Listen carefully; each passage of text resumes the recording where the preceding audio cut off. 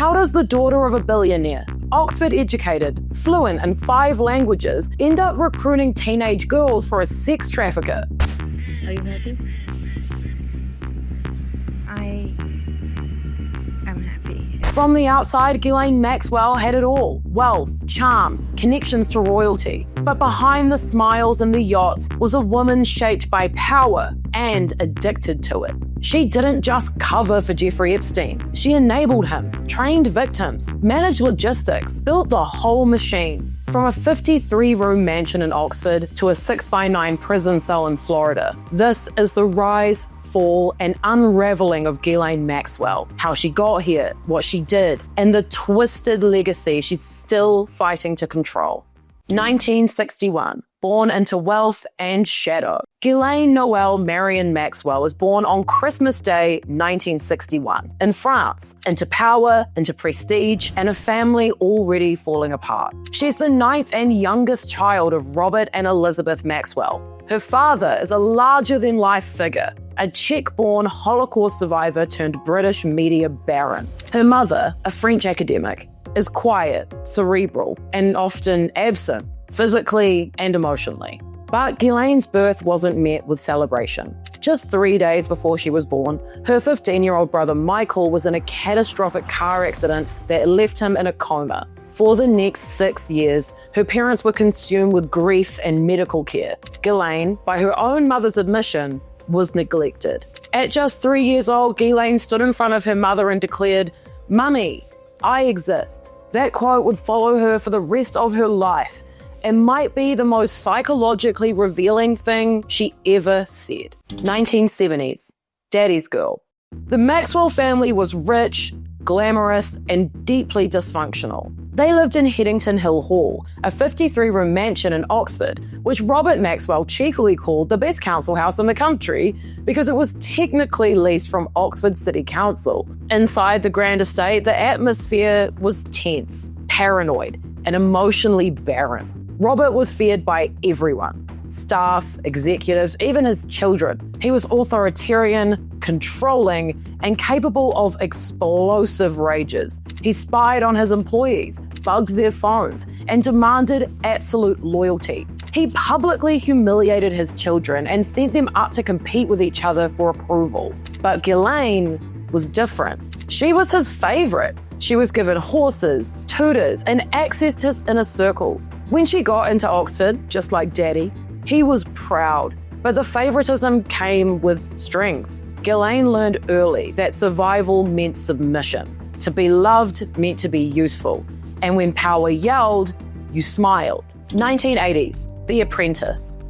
After graduating from Marlborough College, Ghislaine attended Balliol College at Oxford University, studying modern history and languages. She was charming, bright, and eager to impress. Notably, she was one of the few women regularly invited to the all-male dining clubs where her father socialized. Robert was already grooming her for business. He installed her as a director at Oxford United Football Club. She briefly ran a corporate gift company that he bought for her, but she wasn't truly independent. Everything she had came through him. In 1986, he bought a lavish yacht and named it the Lady Ghislaine, an ultimate display of ownership and affection. Looking back, many biographers argue that Ghislaine never truly individuated. She moved from her father's dominance straight into Epstein's. It wasn't just loyalty, it was imprinting. 1991, the death that changed everything. In November 1991, Robert Maxwell vanished from the deck of his yacht, the Lady Ghislaine. Days later, his bloated body was found in the Atlantic. Ghislaine was reportedly inconsolable, collapsing in public. Her world shattered. Life is sad. It's always very sad when you lose a parent, but you have to go on. And then came the scandal. Auditors discovered that Robert had looted £440 million from company pension funds. He died a disgraced thief. His empire collapsed. 2 of her brothers were arrested for fraud. Ghislaine's reputation in Britain became radioactive. She fled to New York on a one-way ticket, determined to rebuild. This moment, her father's death and disgrace, was her origin story. She was orphaned not just emotionally, but socially, and she needed a new patron. 1992, Enter Epstein. Once in Manhattan, Ghislaine moved fast. She tapped into her high society contacts, mingling with billionaires, royals, and celebrities. And soon, she met Jeffrey Epstein, a secretive financier with enormous wealth and no obvious origin story. They quickly became an item. But even when the romantic side allegedly fizzled out, their bond remained. Ghislaine wasn't just his girlfriend, she was his partner in ambition. She introduced him to the elite. She organized his social life. And according to victims and prosecutors, she facilitated his abuse. 1994 to 1997. The Grooming Begins. Multiple women testified that during this period, Ghislaine began actively recruiting underage girls for Epstein. Annie Farmer says she met Ghislaine at 16 years old. Ghislaine took her shopping, gave her a topless massage, and created an environment where boundaries blurred. Her older sister, Maria Farmer, had already reported Epstein and Maxwell to the FBI in 1996, but nothing happened. Virginia Guffey, then Virginia Roberts, said Maxwell approached her at Mar-a-Lago when she was just 16 years old. She was working at the spa. Maxwell offered her a massage job. What followed was years of trafficking. She trained me, Virginia later said. She told me what Epstein liked, how to please him, what to wear. 2000, running the empire. Maxwell moved into a $5 million Manhattan townhouse paid for by Epstein. She ran his properties, hired staff, scheduled travel, and allegedly recruited girls. Victims called her the lady of the house. Staffers were told to never look Epstein in the eye. Maxwell reportedly kept a list of available girls. She was not peripheral. She was the architect of his world. 2005, cracks in the wall. A 14-year-old girl told Palm Beach police that Epstein had molested her during a massage. Police launched an investigation. They found dozens of victims. Some said Maxwell had recruited them. The FBI was informed, but no charges were brought yet. 2008, the sweetheart deal. Epstein gets offered an unbelievable plea deal. 13 months in jail, mostly on work release, and he avoids federal charges. The deal also granted immunity to potential co-conspirators, including Ghislaine. So she again slips away untouched. But Virginia Guffey sues, naming Maxwell. She says she was trafficked to powerful men, including Prince Andrew. Maxwell denies it. The case is settled in 2017. 2012, the Ocean Savior Act.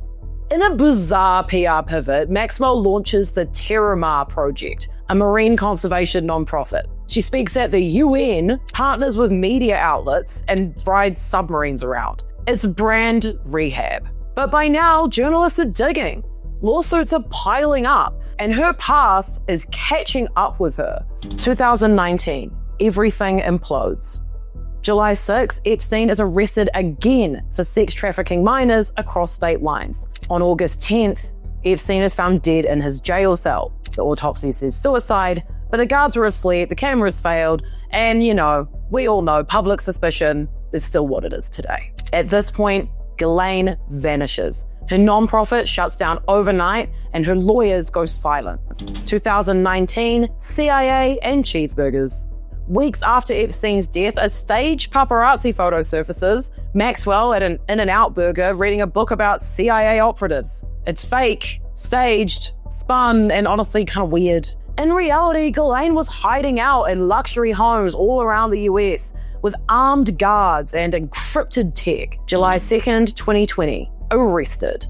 FBI agents raid a $1 million New Hampshire estate she bought in cash under a fake name. She's arrested and charged with the following: inciting minors to travel for sex, sex trafficking, perjury, and conspiracy. She pleads not guilty, but prosecutors call her a flight risk with global connections, which she was. 2021, countdown to the trial. Maxwell gets denied bail multiple times. She complains about jail conditions, paper clothes, invasive searches, no sleep. Her lawyers argue she's a scapegoat, but victims are ready to testify. 4 women testify, all say Maxwell was an active participant in Epstein's abuse. One says Ghislaine gave her a schoolgirl outfit and told her to serve Epstein tea. The defense attempts to paint these victims as confused or greedy, but the jury is not having it. December 29, 2021, guilty. Ghislaine Maxwell is convicted on 5 of 6 charges: sex trafficking a minor, transporting a minor for sex, conspiracy. The verdict is clear. She wasn't a bystander. She was a predator's enabler and sometimes his partner. June 28, 2022, sentencing. Ghislaine is sentenced to 20 years in prison. The judge calls her behavior heinous and predatory. I would agree with that. Survivors speak in court. Maxwell, still defiant, offers no apology. She simply says, "I hope this brings you peace." 2023 to 2025, start the spin cycle. From prison, she's given some jailhouse interviews. She claims Epstein was murdered. I believe that he was murdered. That the Prince Andrew photo was fake, that she was duped, and that prison is hell. Go, I hope it is. She's still got no guilt, no accountability. 2025, her final power play starts. In July 2025, Ghislaine Maxwell re-enters the spotlight, not from prison, but from Washington's political power corridors. Here's what's happening right now. Her legal team has officially responded to a congressional subpoena, offering to testify before the House Oversight Committee, but only if 4 critical conditions are met. Formal immunity from any future prosecution, a deposition outside prison in Washington, D.C., advance access to the questions she'll be asked, and a pardon or clemency granted by President Trump. So basically, she gets away with all of it. Maxwell's lawyers argue that she's prepared to expose a list of up to 100 individuals tied to Epstein's network, but she needs legal protection first. Otherwise, they say, she'll invoke her Fifth Amendment rights and refuse to testify.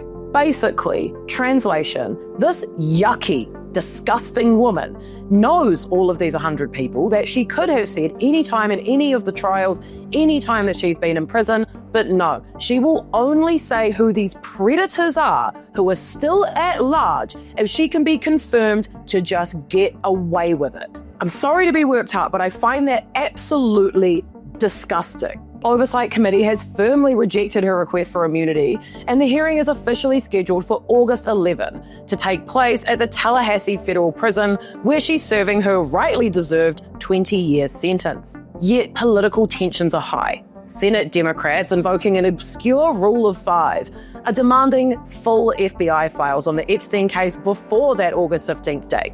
Meanwhile, President Trump hasn't ruled out a pardon for his old friend, but insists no one has actually asked him for one. Here's what this means for Ghislaine's legacy. She's attempting one last maneuver, leveraging testimony for potential clemency and narrative control. Congress has a chance to use her testimony to reshape sex trafficking laws and expose Epstein's enablers. But Maxwell's credibility is deeply questioned anyway. Her past reputation for lying and legal games looms large. Politically, this is a powder keg. Republicans are wary of implicating powerful figures, and Democrats are demanding transparency and accountability. In short, Maxwell's final chapter in public life is as calculated and as fraught as her rise, and it may either dismantle or redefine her legacy. To try and understand Ghislaine Maxwell, you have to understand what she was born into. She was raised by a tyrant, conditioned to worship power, taught to survive by attaching herself to men who controlled everything. When her father died, Epstein stepped in. The dynamic was familiar, except darker. Ghislaine didn't just fall from grace. She fell into a pattern and never escaped. But victims don't care about psychology, and justice doesn't hinge on childhood trauma. It also doesn't explain, Ghislaine, why you yourself are a pedophile. She made her choices, disgusting choices, and now she's paying the price. If you like this video, check out some of the other Epstein videos I've done in the last week or so. I've been on a real roll, okay? It's really in here. I'm going a bit crazy, but there's some really good context in there. I really recommend checking them out. From Trump and Epstein's friendship timeline to looking into how he got away with all of this and also where he got all his money in the first place. Spoiler alert, it's dodgy at every single step. Bye!